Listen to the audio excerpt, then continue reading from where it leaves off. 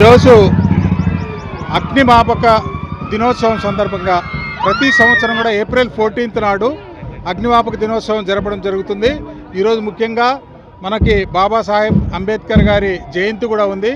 So ఈరోజు ఏంటంటే ఈరోజు ప్రాముఖ్యత 1944 సంవత్సరం ఏప్రిల్ 14th నాడు అగ్నిమాపక సిబ్బంది మరియు ప్రజలు దాదాపు వందల సంఖ్యలో చనిపోవడం జరిగింది.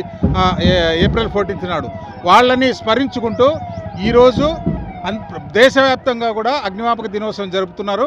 అదేవిధంగా ఒక వారం రోజుల పాటు ప్రజలను జాగృత పరుస్తూ హాస్పిటల్స్లోనైతేనేమి, స్కూల్స్లోనైతేనేమి, అపార్ట్మెంట్లో అయితేనేమి, ఇండస్ట్రీస్లోనైతేనేమి మనము అవేర్నెస్ ప్రోగ్రామ్స్ అనేవి జరుపుతున్నాము. అంటే ప్రజల్లో ఎక్కువగా ఈ కాలంలోనే ఫైర్ యాక్సిడెంట్ జరిగే అవకాశం ఉంది కాబట్టి సో ఈ అగ్ని ప్రమాదాలు జరగకుండా ఎటువంటి చర్యలు తీసుకోవాలి, జరిగినప్పుడు అగ్నిమాపక శాఖ ఏ విధంగా సహకరించాలి, అదేవిధంగా నివారణ చర్యల గురించి మా డీజీ గారు మాదిరెడ్డి ప్రతాప్ గారి ఆదేశాల మేరకు ఈ ఆంధ్ర రాష్ట్రంలో మొత్తం ఉన్న 180 ఫైర్ స్టేషన్స్లో కూడా ఈ విధమైనటువంటి కార్యక్రమాలు ఏప్రిల్ 14th నుండి 20th వరకు కూడా జరుపుతున్నాము. ఈరోజు ప్రొసెషన్ చేస్తున్నాము, కమెమొరేషన్ చేసుకున్నాము, సంస్మరించుకున్నాము.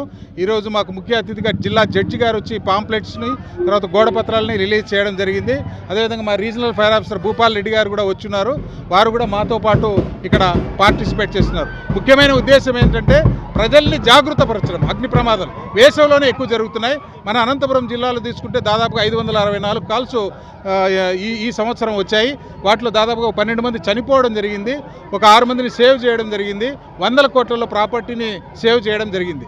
సో ఈ విధంగా ప్రజలకు జాగృతపరుస్తూ వారం రోజుల పాటు ఈ కార్యక్రమాలు చేస్తున్నాం.